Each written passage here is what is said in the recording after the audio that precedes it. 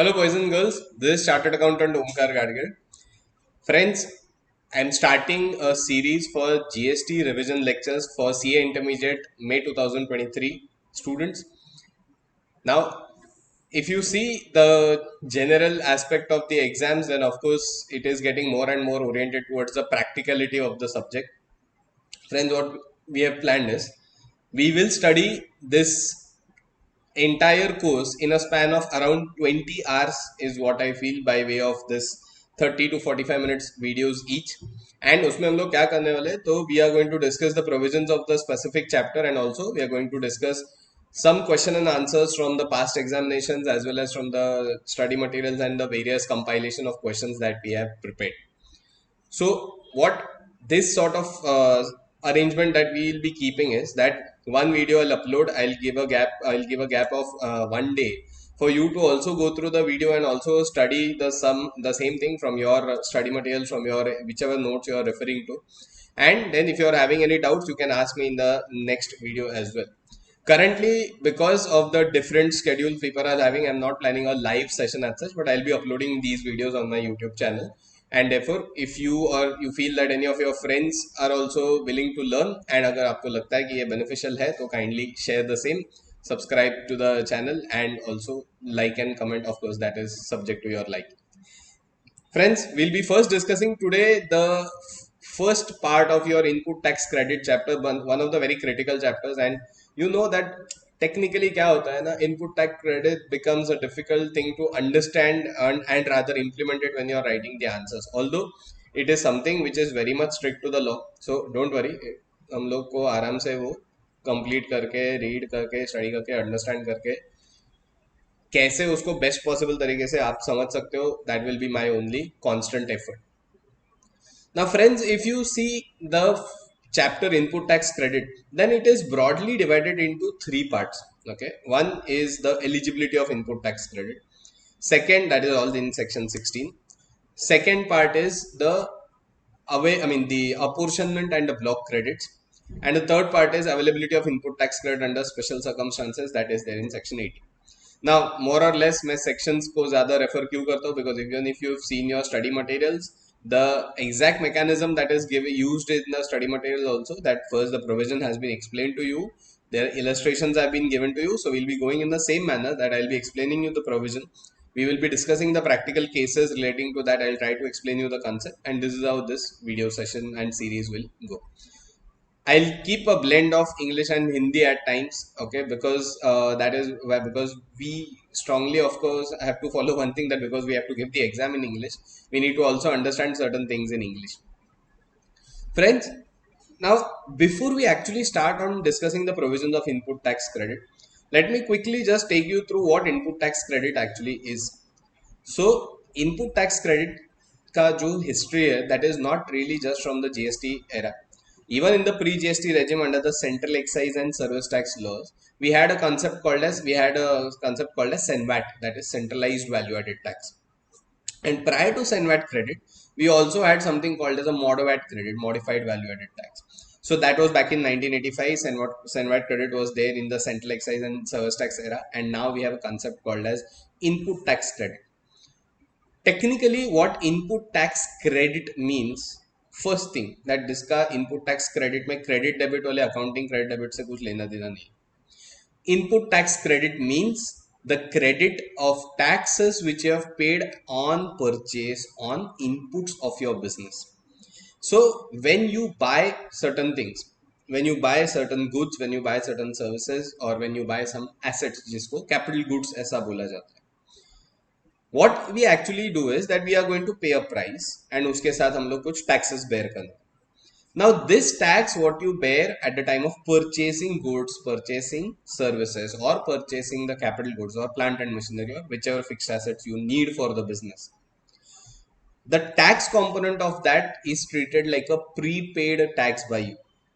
So that when you use these goods, when you use these services, when you use this machinery or asset for your business, and you use it for the furtherance, means for taking your business ahead, then that input taxes are used as that input tax rate are used as a prepaid tax, against paying your output tax liability on your sale of goods or sale of services. Now, you may also come up with the point that, okay, why have I have started this session or this entire lecture series directly from input tax credit? Friends, the scope of this series of videos is very clear that because it is a revision video. मैं फिलहाल ऐसे assume करके चल रहा हूँ that scope of supply, concept of supply, time and value of supply, ये चीजें आप जानते हो. Although the fact of the matter is that we are going to cover all those chapters in detail, but I am starting from a bit technical ones and then we'll be covering each and every chapter one by one. So this input tax credit that we are talking about, ये जो taxes आपने pay किया है at the time of purchase, they are used to pay your output tax liability. End of the day, उसमें से achieve करना क्या है हमको? That whatever taxes or the indirect taxes are accruing on goods or services that are sold in the market, they should only be on the basis of value addition which is taking place on that product. So let's take an example. Let's say that I have a calculator. So this is a calculator that I'm manufacturing and selling it. So to make this calculator, I am going to buy some raw materials. I'll maybe buy some plastic. I'll buy some services from my chartered accountant, consultants, everything. I'm using some plant and machinery as well for this calculator. So friends, what we are trying to understand over here is that to make this calculator, I use certain raw materials, I use certain services, and I use also certain machinery. उन goods, services and machineries के पीछे जितना मेरा tax pay हुआ है, when I manufacture and sell this calculator, इसके sale price पे I have to collect GST from my customer. Whatever GST I'll collect from my customer, against that, not the entire tax amount I'll pay to the government, but I'm going to pay only tax to the extent of value addition I'm making in this particular calculator. So the purpose over here is that whatever value addition or value creation is really made, the taxes should also go in that proportion only. In order to just understand, we are going to just refer to a very small example in this regard, or we are going to just try to understand a very basic factor of input tax credit. So friends, if you can see that there is on the screen, you can see that there are two cases that I have assumed. Okay, पहले case में क्या assume किया that okay, if the input tax credit was not existing, input tax credit ऐसा concept होता ही नहीं है. Then what was the scenario?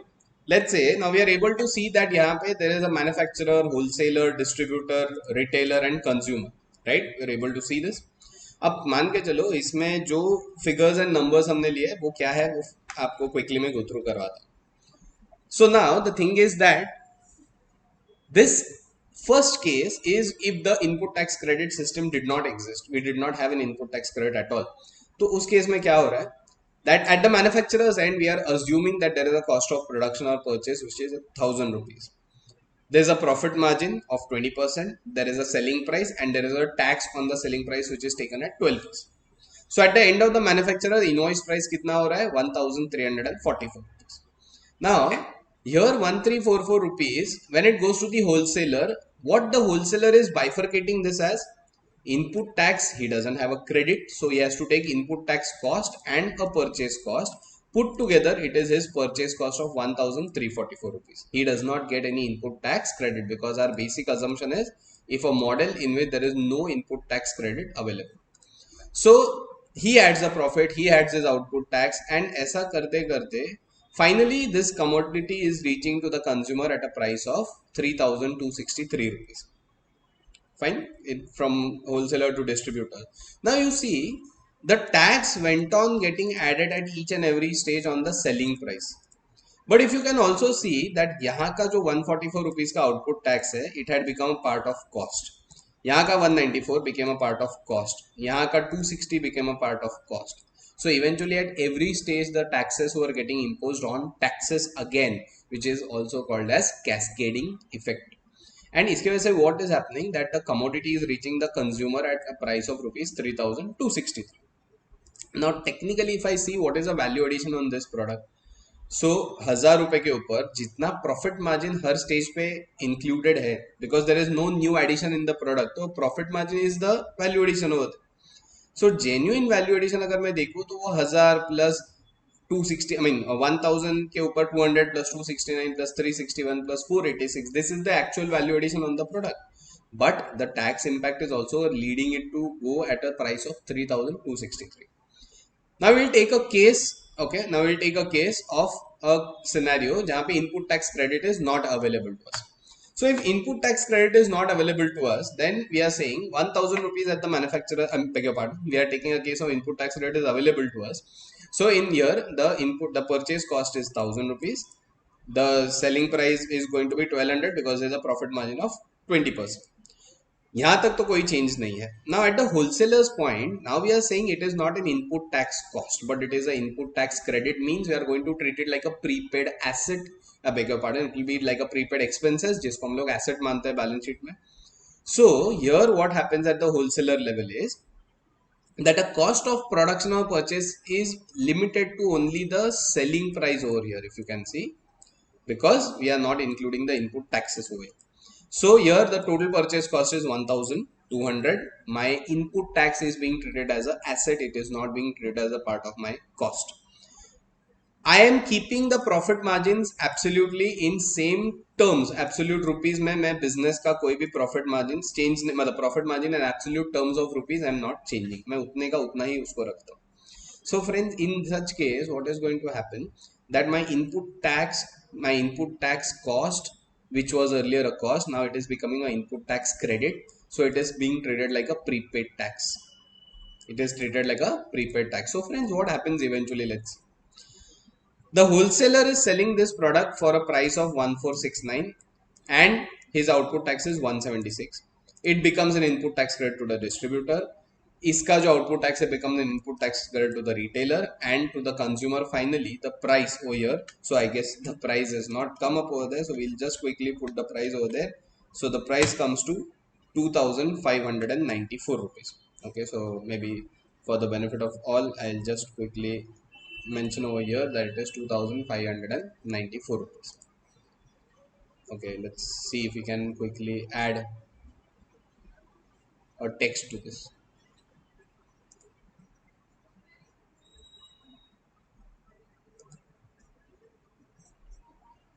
Okay, so this is 2,594 rupees. So this 2,594 becomes the consumer price where the business of each segment has earned same amount of profit. If you can see, यहाँ पे भी उतना ही profit है, यहाँ पे भी उतना ही profit है. But the consumer gets the same product for 2,594, whereas the consumer was earlier getting it for 3,263. Friends, the purpose over here is, I mean, the reason for this is because of this availability of input tax credit. What has happened is that the commodity which was being sold at a higher price earlier is now available to us at a lesser price. Reason being that input tax is not becoming a part of my cost anywhere. Second thing, is it justified to call it as a value added tax? Now let's see. At the wholesaler's end, what is the selling price of wholesaler? 1,469. At the wholesaler's purchase price is 1,200. His profit margin is 269 rupees. अब ये 269 rupees अगर आप देखते हो तो is it really an output tax what he paid from his pocket? No. Out of 269 rupees, what I mean, beg your pardon, out of the output tax of 176 rupees, which is his output tax, 176 में से 144 was already his input tax credit. So he actually ends up differently paying only rupees 32 from his pocket. He collected 176 from the customer and he has an input tax credit of 144. So he ends up paying in the differential amount of 32 rupees. Now, because of this, let's see what is the profit margin that he has earned 269 rupees. So on your calculators, if you have 269 rupees into 12%, how much do you get? You get something around 32 rupees. Is it what exactly we tried to calculate just now? It is a value added tax. I am going to put up something very clear over here. यहाँ पे हमारा exactly value added tax is matching because the input rate and output rate is exactly the same. If the input rate and output rate are different, the concept is going to remain same कि ये value added tax ही रहने वाला है, but the amounts are not going to be exactly matching. As it is 32 rupees right now, we are able to match it. So input tax credit to the business is nothing but the eligibility to claim the tax paid on purchase like a prepaid tax, and so that we will be able to use the tax paid on purchases against our output tax liability. So friends, this basic, I mean, I definitely understand that आपको इतना fundamental अभी already पता है, but before we actually start discussing input tax credit as a concept or input tax credit as a chapter, I always feel that it is important to just go through the basics of it, and therefore this was the only fundamental discussion that we were going to have. So now on that basis, on that note, we are going to now start discussing the provisions of first part of the input tax credit, which is about the eligibility of input tax credit. This first lecture will be covering the section 16 subsection 1 and section 16 subsection 2. But every section, as I said, with detailed discussion and also uske upar ka question answers.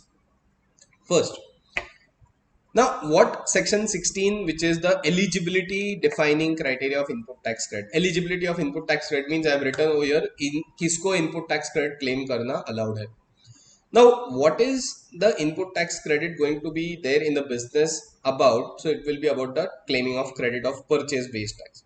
But does it mean that each and every person doing business is entitled for the input tax credit? The answer is no. So, there are going to be certain conditions, there are going to be certain specific reservations, only completing or fulfilling which you will be able to claim the input tax credit, and only after fulfilling certain basic criteria. Let's see the first one. The eligibility of input tax credit, section 16 subsection 1 of the CGST Act. Now what it says, who is entitled to input tax credit? So every registered person shall, subject to the conditions and restriction as may be specified in section 49, be entitled to credit of tax charge on any supply of goods or services which are used or intended to be used in the course or furtherance of business, and said amount shall be credited to the electronic credit ledger of such person. Now friends, don't worry that we are not going to be going so rapidly fast in our attempt to discuss this. So what we are going to do is that let's try to discuss only a limited aspect of it. So what they have said, that who is entitled to claim the input tax credit? So very importantly, who is entitled? So every registered person. What do you mean by registered person? So every person who holds a registration under the GST law. But now, one question should come to your mind. Is composition taxpayer who is a registered taxpayer entitled to claim input tax credit? The answer is no. So, usko to credit nahi milne wala. So, a composition taxpayer will not get the credit, but any other registered taxpayer who is entitled for claiming the input tax credit, he will be entitled for claiming the input tax credit unless it is specifically disallowed to him to claim the credit. So every registered person, subject to the conditions and the restrictions which are given in the section 49, which is about the tax payment, tax determination, etc. He is entitled to claim the input tax credit of all the goods or services which are used, in the course or furtherance of business. Now we were talking about this calculator manufacturing. So anything and everything about this calculator as an output product, or to take the business of this calculator manufacturer ahead, whatever goods or services are required, if I buy those goods or services as a business, I will be entitled to claim the input tax credit of those goods or services. As simple as that. Now यहाँ पे the goods will also include the capital goods, means जिसको हम लोग fixed assets ऐसा बोलते हैं, even those goods will be entitled for claiming the credit. So if whatever, so by this section 16 subsection 1 अभी तक क्या समझा, that किसको क्रेडिट मिलता है? तो रजिस्टर्ड पर्सन को क्रेडिट मिलता है. One exception we discuss specifically कि कॉम्पोजिशन डीलर भी कॉम्पोजिशन टैक्स पेयर भी रजिस्टर्ड पर्सन होता है, but he is not entitled for input tax credit, right? Okay, क्या चीज का इनपुट टैक्स क्रेडिट अलाउड है? Goods or services, any supply of goods or services which are used or intended to be used. Now when you say used, means immediate usage. Intended to be used, you're buying stock today, you're going to use it in future. Let's say you're buying security equipment, you're buying fire extinguishing systems. अभी fire extinguishing system, will you be using it every day? No. अभी आग नहीं लगती है तो हम लोग रोज तो यूज नहीं करने वाले हैं. But do we have an intention to use it for furtherance of business? Yes. If I have to take my business ahead, if I have to ensure my business goes smoothly, my fire extinguisher should be in place very properly. So fire extinguishing system has to be in place properly. So all goods or services which are used or intended to be used for the furtherance of business, for taking my business ahead, मुझे उन सब goods का credit जो है वो allow किया जाता है, right? So that is primarily what section 16 is telling me broadly. And the said amount shall be credited to the electronic credit ledger of such person. So electronic credit ledger is something. So when we are going to discuss the chapter of returns under GST, I'll also show you a live demo of the GST returns on how the GST portal it works. So you have a virtual ledger of your own on the GST portal. जैसे electronic credit laser मतलब आपके books में जब आप ये input tax record करते हो, आपके इलेक्ट्रॉनिक क्रेडिट लेजर में उतना अमाउंट क्रेडिट हो जाता है. When you avail input tax credit, when you claim input tax credit, your input tax credit account on the portal, which is called as electronic credit ledger, it gets credited. When you utilize the input tax credit means when you use the input tax credit which is available with you to pay your output taxes, that is called as utilization. And of course अगर आप input tax credit utilization जब भी करते हो तो your electronic credit ledger gets debited. This is how exactly it works, like a your account with the bank and bank account with you. That is how this functions, right? So when I say that you have availed input tax credit, मैंने बोला आपके पास asset आया है, तो you will say that sir asset आया तो इसका मतलब technically it is going to be debited to my ledgers. Yes, it is debited to your ledgers in the books, but as far as the electronic credit ledger is concerned, it is credited. So it works exactly the opposite way. So if I see section 16, it looks very nice. Wow, हर वो goods और service जो मैं business में use करूँ मुझे उसका input tax credit मिलेगा. There is no stoppage in that. So it is such a wide section. And therefore, you know, there is a specific section which is designed to say that, okay, boss, we might have said in section 16 that input tax credit her goods and services जो business को furtherance में लेके जाने के लिए use करोगे मिलेगा. But if it is a blocked credit, then वो blocked credit है उसका credit आपको नहीं मिलेगा. That will learn in the section 17. Now section 16 subsection 2, notwithstanding anything contained in this section, no registered person shall be entitled to credit of any input tax in respect of any supply of goods or services or both to him unless, so there are specific conditions which need to be fulfilled, only fulfilling after which you will be entitled for claiming the input tax credit. So now this will be very important. One by one we'll try to understand the condition. Now friends, अगर आपने देखा है यहाँ पे ऐसा कुछ लिखा है that notwithstanding anything contained in this section, no registered person shall be entitled to credit in respect of any goods or services unless all these conditions need to be met cumulatively. Means all the conditions should be fulfilled, only then my input tax credit eligibility will be confirmed. First, he is in possession of a tax invoice or a debit note issued by a supplier registered under this act or any other tax paying documents as may be prescribed. Friends, now I'll show you two things. First, I'll show you today our T vendor gave me a bill. हमारे office में जो चाय देने आते हैं uncle, उन्होंने मेरे को एक आज बिल दिया. Okay, so if you can see the bill. Now if I go and say that okay, you know, for my business I have purchased something जिसका मुझे input tax credit चाहिए, and if I show this bill, now क्या लिखा है इसके ऊपर? कुछ भी नहीं, only 2762 2792 कुछ तो भी amount है. Is this a valid invoice? Obviously not, because when I say he is in possession of a tax invoice, इसका मतलब होता है it has to be an invoice which is accepted as a tax invoice as per the provision of GST law. ऐसे तो ये भी invoice ही है, commercially मैं देखूं तो ये बिल है, but can it be considered as a tax invoice? The answer is no, because इसमें ना सप्लायर का डिटेल्स है, ना रेसिपिएंट का डिटेल्स है, ना सप्लायर का जीएसटी आईएन है, ना रेसिपिएंट का जीएसटी आईएन है. There is no amount of tax mention, there is no CGST, SGST, IGST, कुछ भी नहीं. So this is a absolute loose documents. If even if I purchase anything which is worth claiming credit, I will not get, because I should be in possession of an invoice. Yes, I may have a soft copy, I may have a hard copy, I may have a digitally signed copy, वो कुछ भी चलता है. But it has to be a valid invoice. It cannot be a piece of paper. It has to be a valid invoice as per the provisions of section 31 of the CGST Act. Means उसमें हर वो चीज mention होनी चाहिए जो section में, उसके साथ rule 46 में स्पेसिफिक चीजें जो मेंशन है वो होना जरूरी है. Otherwise it will not be a valid invoice. Invoice or a debit note means again a debit note. We are going to discuss that part when we will discuss debit note as a chapter, जब invoices debit notes पढ़ेंगे. But debit note is another GST enabled document. Every content of invoice is as good as there in a debit note also, so it has to be again a very validly accepted and properly prepared document and issued document. Next, maybe the other aspect of it, so invoices, debit note, or any other tax paying document. Now, what are any other tax paying documents? Now, there is also sundry documents like payment voucher. So, if you have made any payment under reverse charge, tax payment under reverse charge, then you are supposed to prepare a payment voucher. When you import goods, you prepare or you file a bill of entry with the customs authorities. That bill of entry will also contain a IGST component in it, जिसका मुझे input tax credit claim करना है.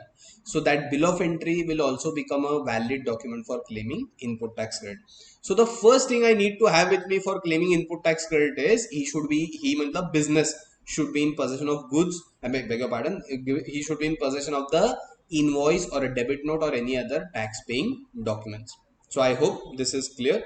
Next, the details of the invoice. Now this section 16 subsection 2 clause AA was inserted with effect from 1st of January 2022. ये law आया तब ये section नहीं, subsection नहीं था.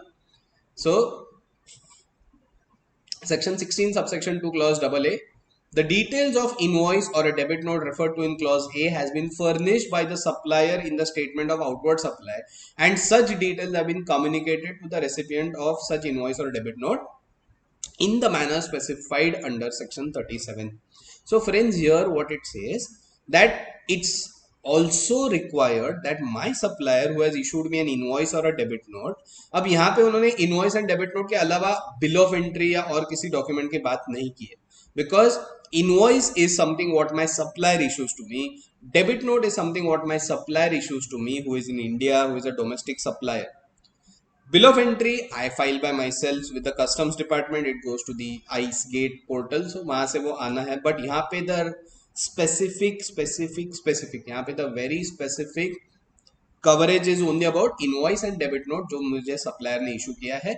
That has to be, that invoice or debit note has to be uploaded by him on the portal, which is online communicated to me, so I am able to see it in the GSTR 2B returns, जो मेरे लिए confirm करना जरूरी है that मेरे GSTR 2B में ये invoice and debit notes uploaded है.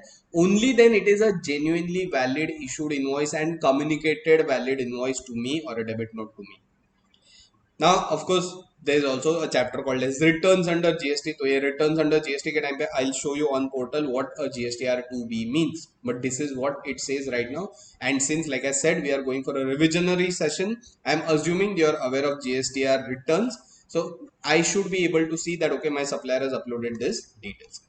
Next क्या बोलता है, he has received goods or services or both. Now he has received goods or services or both का मतलब होता है that I should have physically received the goods at my office, at my factory, at my site, at any place I'm considering it as an additional place of business.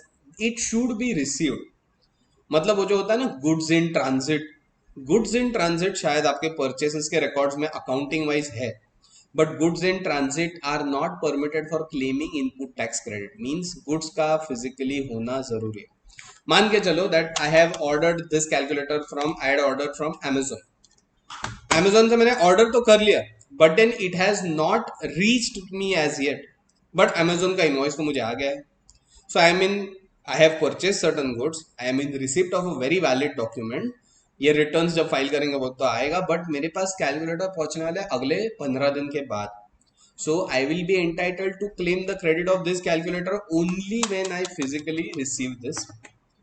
I should be entitled to claim the credit only when I am receiving services.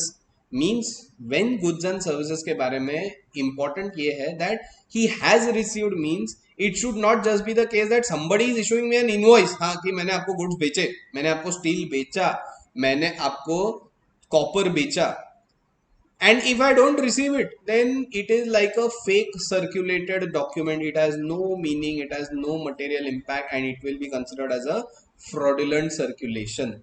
And therefore physical possession of goods के बारे में, physical receipt of goods के बारे में बहुत जरूरी है जानना कि it has to be received, the goods or services have to be received. But then there is something which is called as an exception to this general rule. Exception मतलब कहाँ पे आता है? So what it says, explanation for this section, subsection 2 section, I mean subsection 16 subsection 2 clause B के लिए जो explanation insert किया है वो क्या बोलता है? It shall be deemed means legally assumed. It shall be deemed that he has received means the registered person has received the goods, or as the case may be services, where the goods are delivered by the supplier to a recipient or any other person on, before or during the movement of the goods, either by way of transfer of documents of title of goods or otherwise. Friends, what we are going to do is, इसको technically अगर देखने जाए तो इसको बोला जाता है what you can call it as bill to ship to arrangement. क्या बोलते हैं इसको? इसको बोलते हैं bill to ship to arrangement, where law is asking me to assume something. Law is saying that there is a deeming concept coming over here. It shall be deemed. So ये bill to ship to concept समझने के लिए 1-2 minute हम लोग एक transaction पढ़ के आते हैं. क्या ट्रांजैक्शन पढ़ के आते हैं? We are going to study और discuss a transaction of bill to ship to supply. Now see what the transaction is. Mister Siddharth of Bharuch, Gujarat, order certain quantity of goods from a seller Mr. Sandeep of Surat. सो सिद्धार्थ जी कहाँ के हैं? गुजरात के. संदीप जी कहाँ के हैं? सूरत, मतलब वापस गुजरात के. However, Mr. Siddharth asks Mr. Sandeep to deliver the goods to one Mr. Suresh in Maharashtra.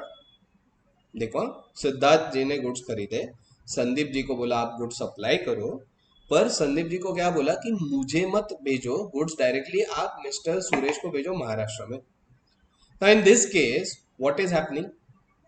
Mr. Suresh is the recipient of goods under bill to ship to. However, for the purpose of law, it is deemed that Siddharth has received the goods. Now देखो, संदीप जी ने goods क्या किया?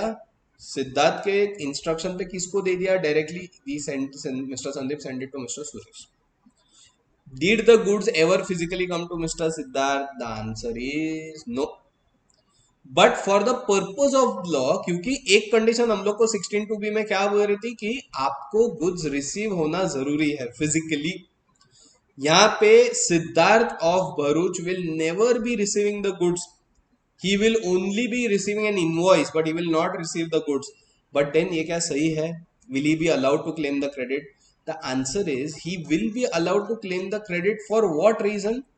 He will be allowed to claim the credit for what reason? Because section 16 subsection 2 clause B has a specific explanation to say for the purpose of this clause it shall be deemed that he has received the goods. कौन ये case में अपना, हम लोग अभी इस case में वो सिद्धार्थ, संदीप और सुरेश को डालते.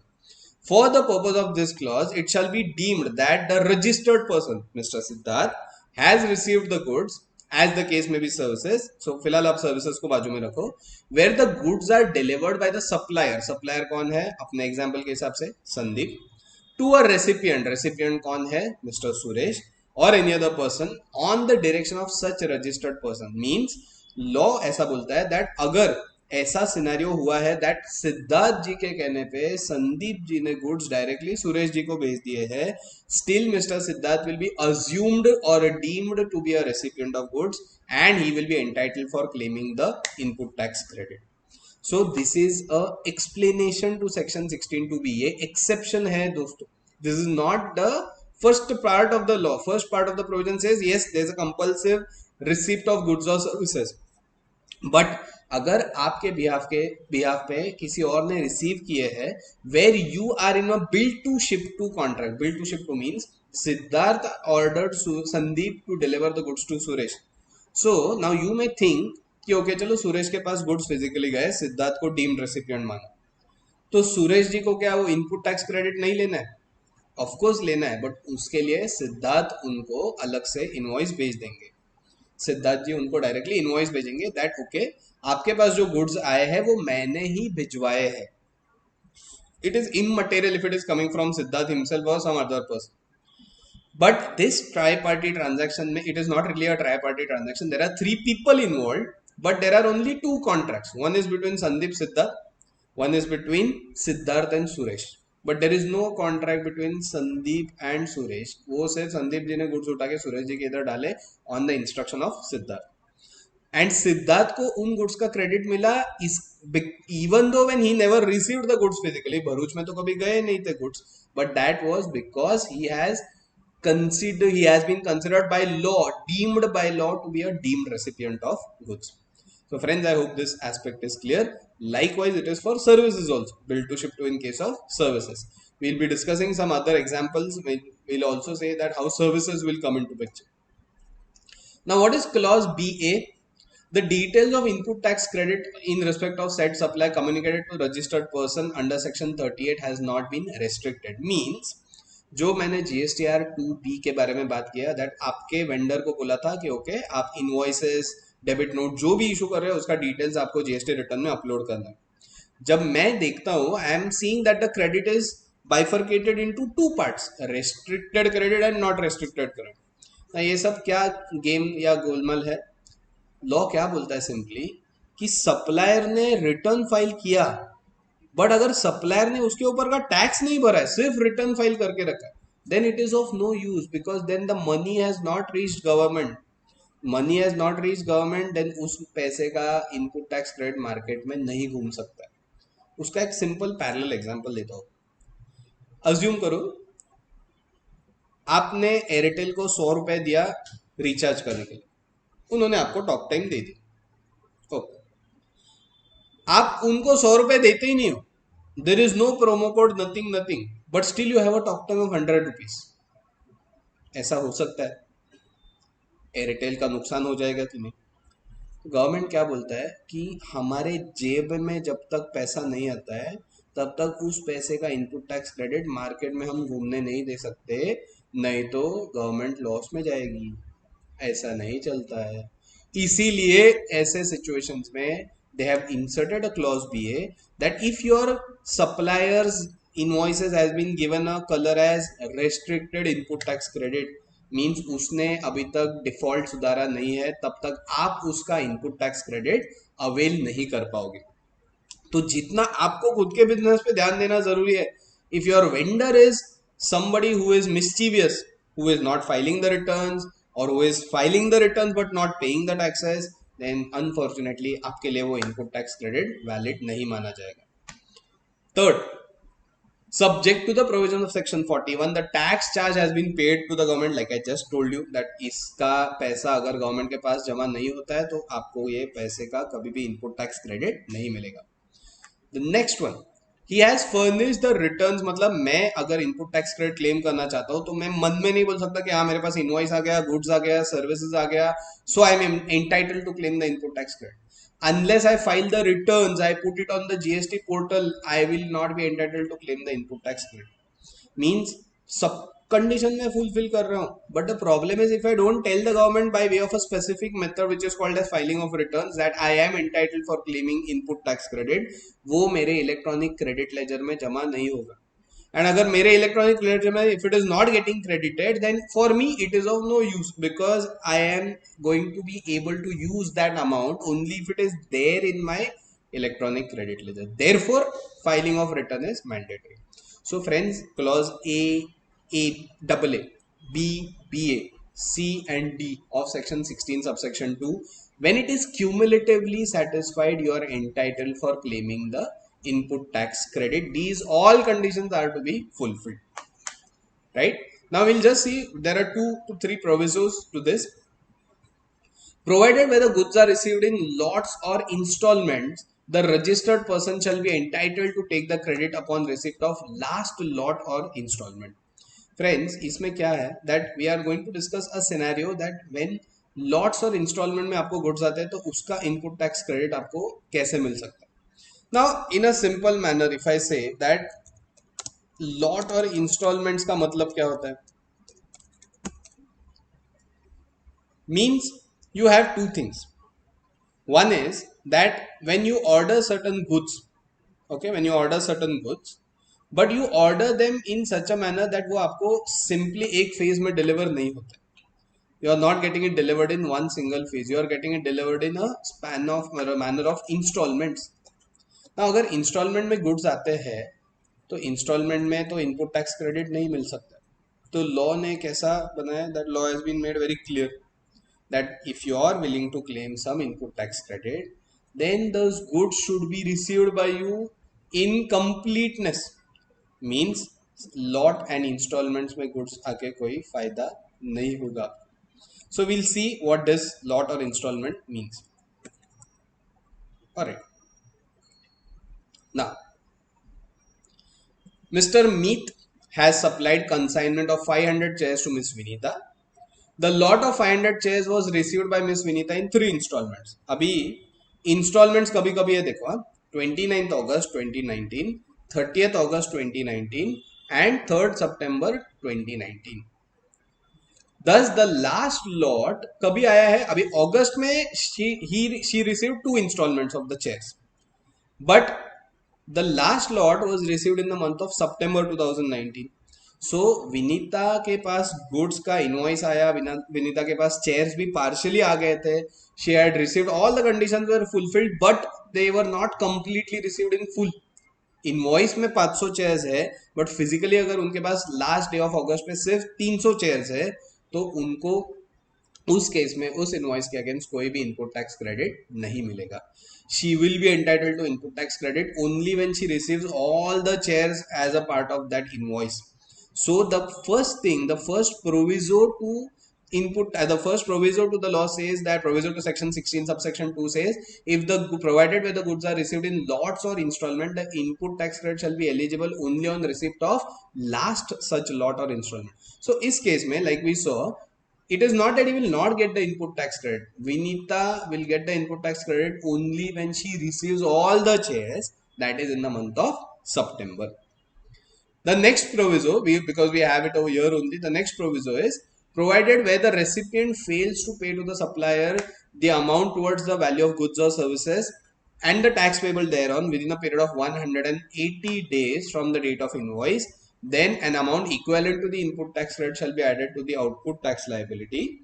However, provided also that if the recipient pays the amount subsequently, he shall be entitled for the credit. अब ये थोड़ा सा क्या होता है पहले बताते हैं.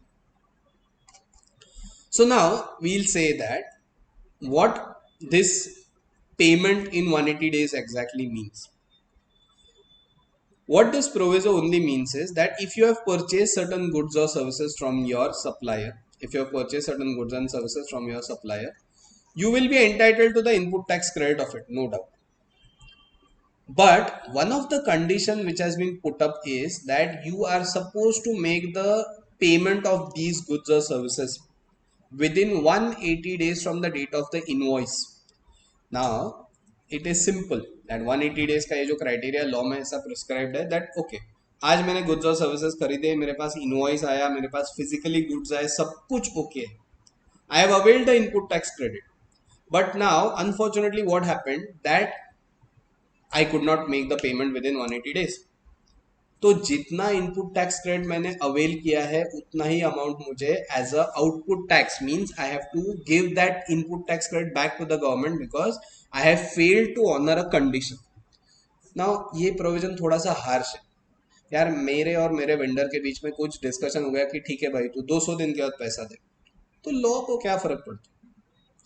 But the point is that because ऐसे चीजों का बहुत लोग फायदा उठाते हैं कि खरीदते हैं, क्रेडिट क्लेम करते हैं एंड वेंडर को पैसा ही नहीं देते. वेंडर बेचारा अपने बेसिस पे टैक्स भरता है एंड उसका नुकसान हो जाता है. Now this is sort of a safeguarding provision that okay, you buy something, you have received the goods, you have invoice, everything is there.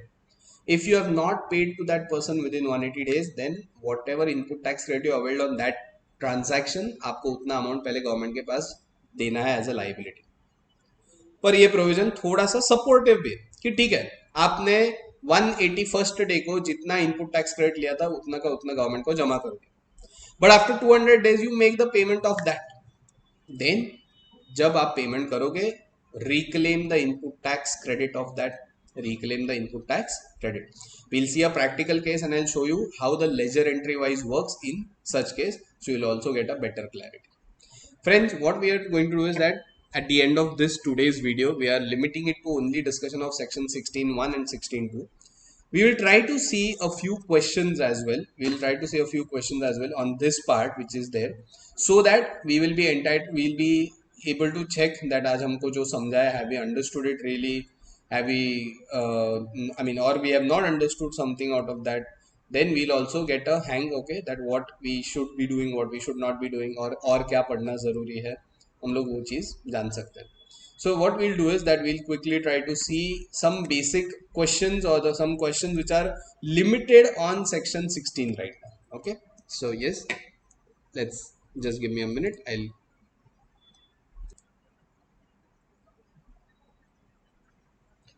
Now we'll see a few examples.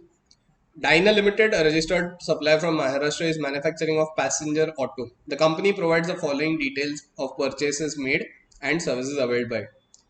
Purchase of iron, which is a raw material, goods were received in two installments. First one in March 2019 and second one in April 2019. Now we are supposed to ensure, I mean, we are supposed to calculate यहाँ पे कि मार्च में इसको credit मिलेगा. So what did we see in proviso to section 16 subsection 2? That input tax credit in respect of goods which are received in lots or installment will be entitled only when on the receipt of last such installment or lot. तो ये goods का credit उनको अप्रैल return के साथ claim करने मिलेगा, but not in the along with the return for the month of March, right. Second, purchase of accessories which were delivered directly to the dealers of the company, only invoice was received by Dyna Limited. Now we saw that there is something called as bill to ship to thing that we discussed on under 16 subsection 2 explanation. So वहाँ पे 16.2b में goods have to be received, yes, but there is an explanation which says okay that even if the goods are not physically received, then also you are entitled for credit if it is a bill to ship to arrangement. Then next point, that because we are skipping those which we have not yet covered, वापस ये questions पे आएंगे हम लोग. Now next question में जितना portion हमने आज पढ़ा उसका रेलेवेंट है, मैं उतना ही पार्ट अभी कवर कर रहा हूँ, therefore I am skipping that part. Now what are the documents on basis of which input tax credit can be claimed? So it's a tax invoice, there's a debit note, there's a payment voucher in case of reverse charge transactions. I'll also come to that back again when we discuss those documents. Then there is a bill of entry which is used. These are the documents for claiming input tax credit. Now documents which are there for claiming input tax credit, what details should be there? So of course we have not yet referred to the rule, so I'm not covering that aspect right now. Now a few questions that I would discuss right this. So if there are certain goods or services, okay, let's say that there are certain goods or services which are not used for the furtherance of business, can we claim input tax credit? Now the answer is no, because we saw in section 16 that goods or services which are used or intended to be used in the course or furtherance of business are entitled, but something which is not used or intended to be used for furtherance of business will not be entitled. So friends, for today we'll be stopping here. जाते जाते एक 5 minutes में रोज कुछ आपको बताने वाला हूँ, that will be about some story of today's chartered accountants who have probably struggled through their way. So today I'm going to tell you a small story of one of my very good friends, and most of them are my very good friends about whom I'm going to tell, of course, so that I can take their permission without taking copyrights, right? So my friend Chaitanya is somebody who hails from Sangli, and Chaitanya unfortunately had to face some very extreme hardships in his childhood days or during his CA days when he was pursuing the course, because of the reason of some family issues. He had limitations of resources. Chaitanya tackled his way through by surviving just on the stipend of 3,000 rupees a month. He is a brilliant student, but unfortunately, he failed once in the CA final examination, and that too because of a very meager incident. While writing, he used to write a paper with ink pen, and while writing the paper, The ink spilled out from his pen and his entire costing paper of CA final was washed out. After we wrote it for a probably half an hour, 1 hour and 1.5 hours. To fight this failure, it was extremely difficult for him because he had never failed till date. Never he has seen failure in his life. So tackling his way through the financial hardships he had to face, unfortunately, there was a period, and there's always going to be some period, unfortunately, which will leave you a bit struggling. But he tried to do his best, and just when he was about to cross the finishing mark, he had this incident because he was about to finishing mark was CA degree. He was going to bring back the cheers in his family because he would become a breadwinner and everything. Just he was on the brink of it, and unfortunately, his finish had to be cut short to a certain level. I studied with him there during that time also, and those 3 months he fought so badly, fought so hard, and trust me, he ended up scoring 70 plus marks in those three subjects in which he flunked because of that one paper. And still he had managed to score one exemption, but the three papers he had to give, that was the first failure he had to fight. So today Chaitanya stands as one of the very senior person with one of the very reputed organization. He's doing very much good in his career. But see, in your CA journey there are going to be some hard stones, there are going to be some difficult phases. He overcame them and he's going standing today very tall as a very successful professional. So this is the story for today. So friends, thank you so much for being there today. Have a great day ahead. Jai Hind, take care, and I'll put my details of contact in the comment box. You please feel free to reach out for your doubts. We'll come up with the next video day after tomorrow. Thank you so much. Take care. Jai Hind. Bye bye. Good night.